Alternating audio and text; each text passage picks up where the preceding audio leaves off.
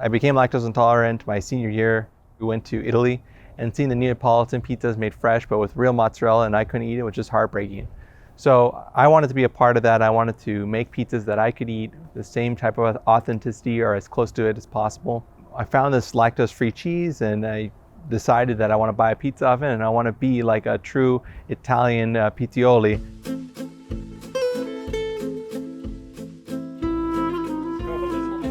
What I love most about pizza making isn't the pizza that I create, but it's the friends that I get to share it with.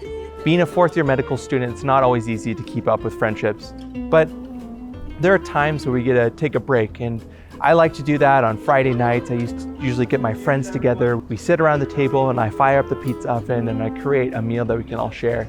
I have it from vegetarian to non-vegetarian to vegan to lactose intolerant.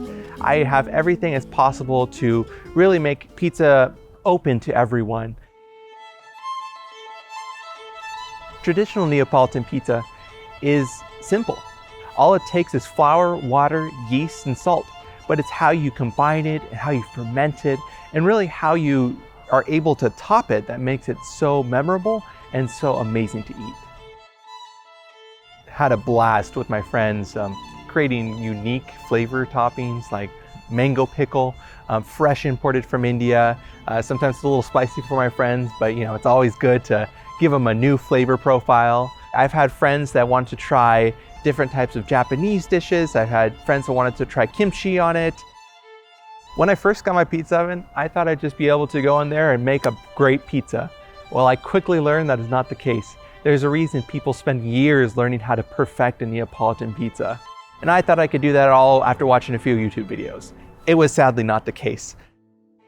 My father immigrated to America from India, and when he first got here, he sold strawberries on the side of the road. And even when he moved from India, he didn't have much food to eat. He was, had to work very hard for food, had to pay for his education.